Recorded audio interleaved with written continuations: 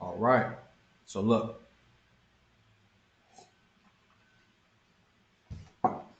we're going over two segments today. Both are centered around the cost of acquisitions and replacements of your folks.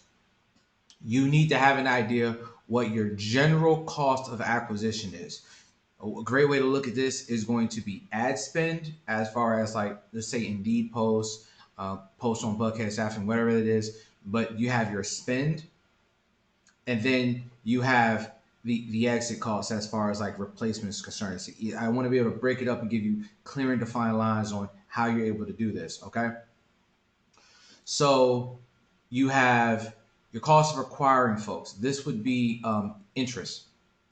Now,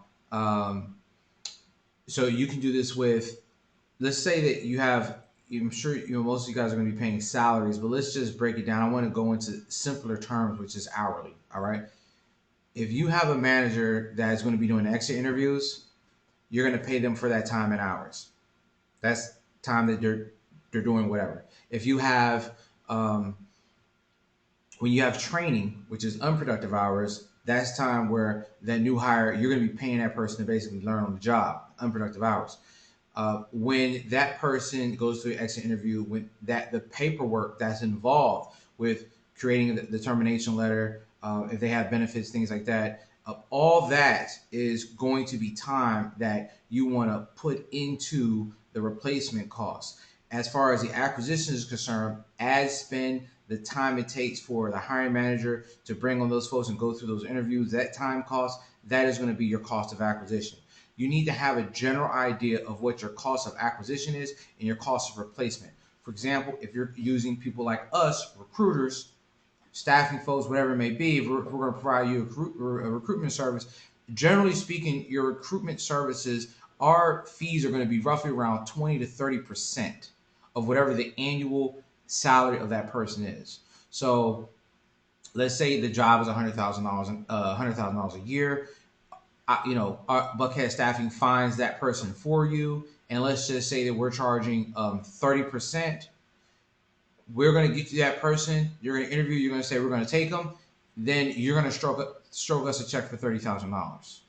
Okay, that is something that you need to put into your cost of acquisition.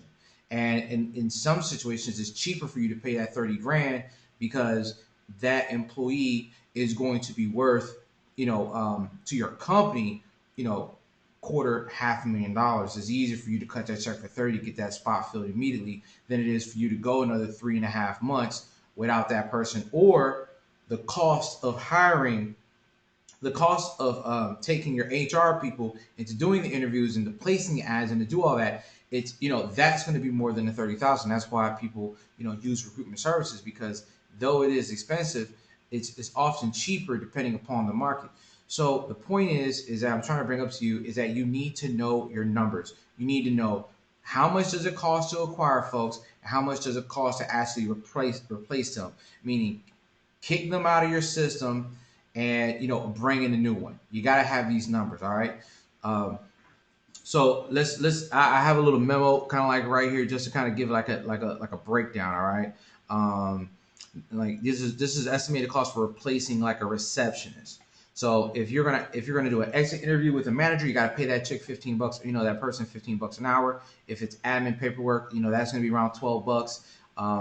If they're doing exit, the last day of work, and let's say that's like about 8 hours, you're looking at about $80 there at $10 an hour, including the little benefits. If you have the new hire selection, meaning you're going through the process of actually selecting the new hires, that goes into the replacement costs.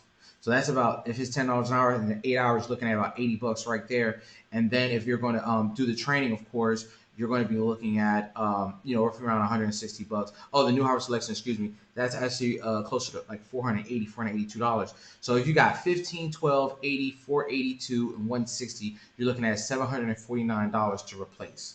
That means exit interview, candidate selection side of things, paperwork, and then training time. You're looking at around 748, 749, let's say $750 to replace. That's your replacement cost. Let me run it back down for you just one more time so you don't have to rewind the video, okay? Exit interview, paperwork, selection, candidate selection process, and then training, right around 750 replacement. To bring that person in, you might have spent another $300 to $400 in ads bringing that person in.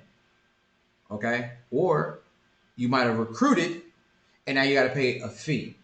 So this gives you an opportunity. You got to know your numbers, know your costs, so that when you have positions and you're out there, you understand the value of asking for employee referrals and things of that nature, because it will literally save you thousands of dollars in the process. So with that being said, see you guys in a little bit.